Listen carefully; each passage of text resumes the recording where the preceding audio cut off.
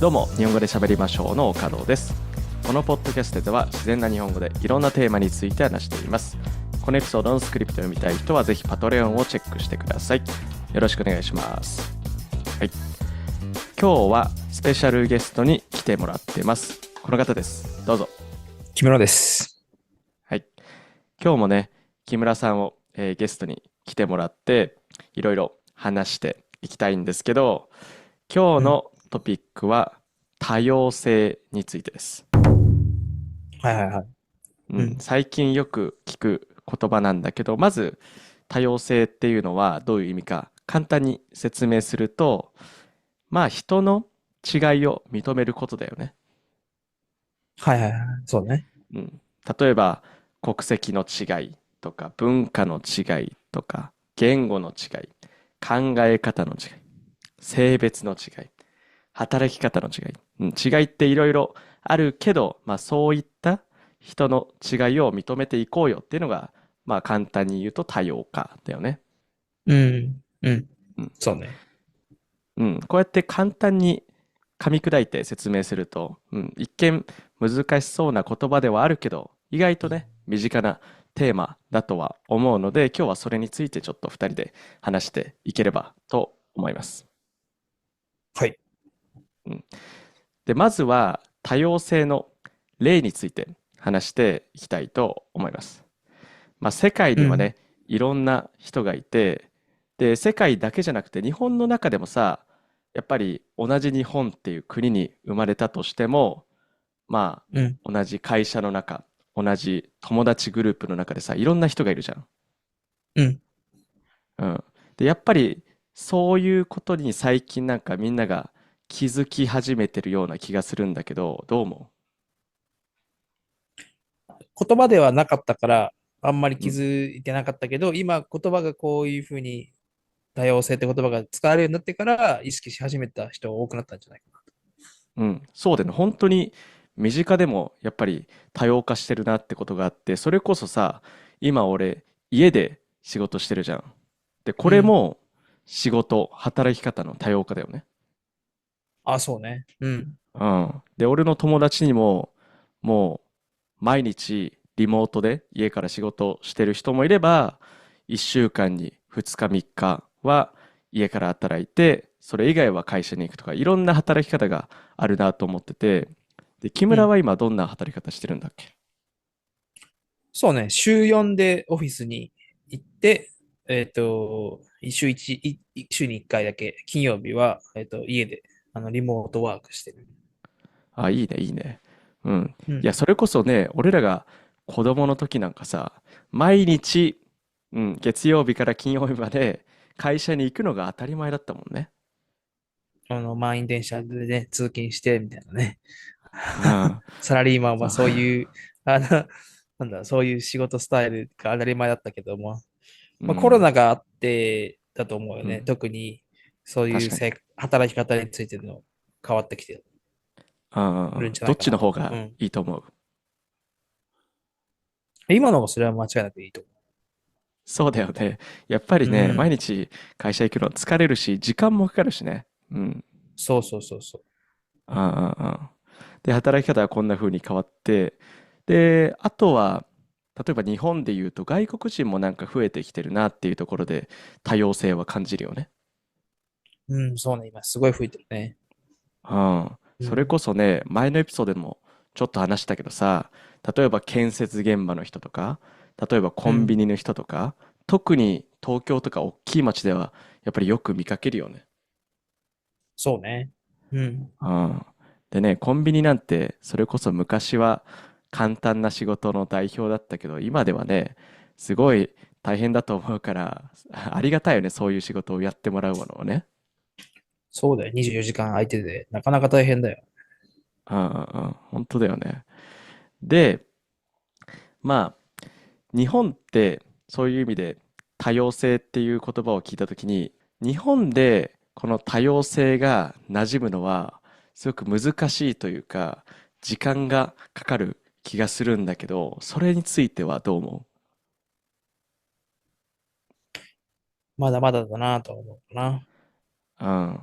やっぱり日本ってさ、多様性とどちらかというと真逆というか、なんか逆にみんなが同じ、それがいいみたいなさ、文化あるじゃん。うん、うん。うん。だからこそ、なんかね、日本の良さがあったりするんだけど、逆に多様性っていう観点から見ると難しくなっちゃうよね。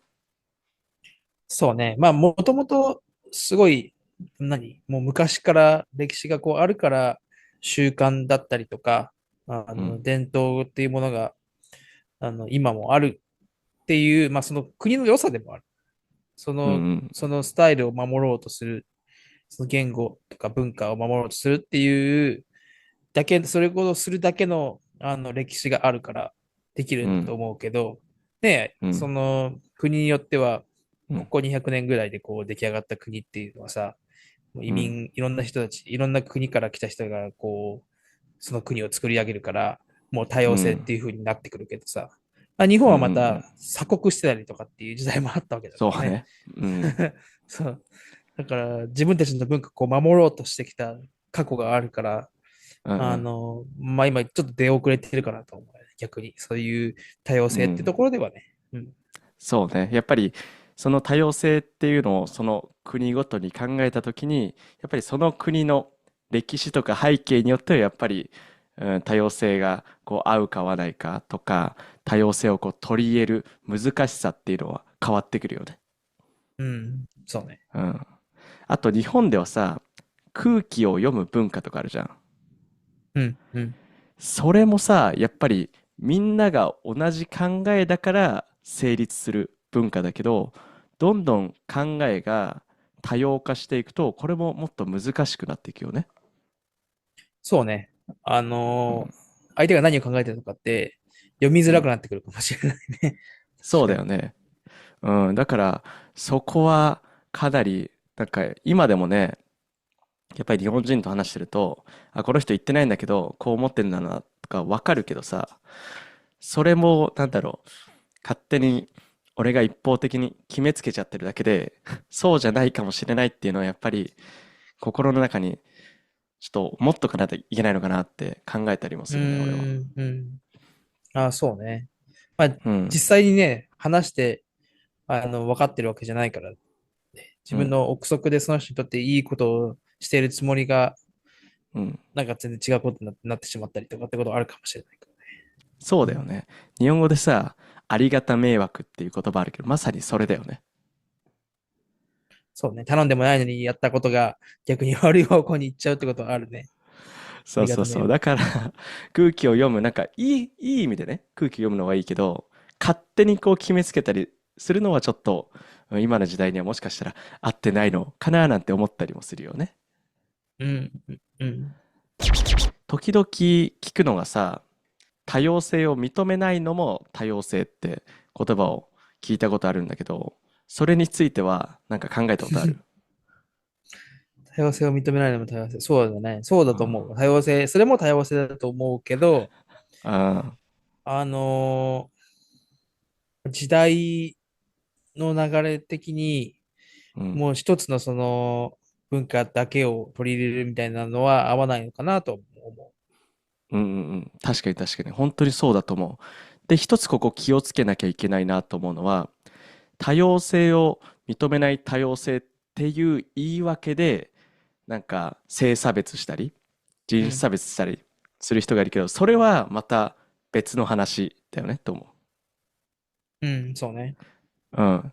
だってそもそも多様性あるなしに関わらず、人種差別とかいじめとかダメだからさ、いじめをうん。していい多様性なんてあるわけないし、ないね。差別をうん。していい多様性なんてあるわけないから、それは多様性以前の問題で、差別はダメ、いじめはダメとかそういうことだから、そのうん。多様性を認めない多様性っていう言葉をなんか変にとって使ってる人が時々いるから、やっぱそこは本当に気をつけなきゃいけない部分だなと思うね。うん、そうね。そこだけ大事なところだあね。あ、うん。だうん。から多様性イコール、ね、例えばいじめ OK、犯罪 OK、差別 OK、そういうわけじゃないから、そこは絶対に抑えておかなきゃいけないポイントだね。うん。大事なポイント。うん。うん。まあけど、一番大事なのはこうやってさ、多様性、俺と木村も多分完全には分かってないかもしんないけど、それについて話し合うことって大事だと思うん。うし、まあ、すうん。ぐに賛成できなくても、なんでこういう流れがあるんだろうとか、こう知ろうとすることとか、聞こうとすることそうね。がめちゃめちゃうん。大事だと思うよね。うん。その通り。うん。いや、本当に知らないまま、無知ってさ、一番怖いからさ、うん、そうね。どんどんわからないなりにも、やっぱり知ろうとする、勉強を止めないっていうのはやっぱり、今学生じゃないけど、大人になっても、やっぱり学び続けることは大事だなってちょっと今話してて思ったね。今、ふと思ったけど、うん。アメリカのさ、コメディの番うん。組のさ、オフィスってあるじゃん。ああ、わかるわかる。うん。オフィスはまさにもう、その多様性のところに生きるうん。人のたちの、なんか、なんだろうな、様子を描いてるなと思って、うんうんうん。うん。そうね。特にその、多様性のね、ところをわざと皮肉に移したりとか、そう、皮肉に移したりとか、そうそうそうそう。うん。ちょっと大げだから、さに言ってみたりとかさ、うん。それがもっとなんだろうな、その皮肉さが日本でも受けるような社会になれうん。ば、うん。もっと相手のことも理解できるんじゃないかな、みたいうんうんうん。確かに確かに。うん。それはめちゃめちゃ大事なポイントだと思う。やっぱり、な。そううん。いろんな国でね、いろんな多様性ってあってね、やっぱりもちろんね、国とか文化によっては意味が若干変わってくるんだけど、まあ、正解は一つじゃないし、さっき話したように、知ろうとすることは絶対悪いことじゃないと思うから、そこはちょっと聞いてる人にもね、うん。同じように考えてみてほしいなと思います。ということで今日は多様性について話してみました。皆さんは多様性についてどう思いますか？ぜひコメント欄で教えてください。それから今日の話を聞いて少しでも面白いと思ったら、ポッドキャストのフォロー、YouTube の高評価とチャンネル登録、ぜひよろしくお願いします。それじゃあ最後まで日本語で喋りましょう。聞いてくれてありがとうございます。今日話した内容の振り仮名と英語訳、重要単語リスト付きのスクリプトを読みたい人は、リンクに載っているパトレオンのサイトをぜひチェックしてみてください。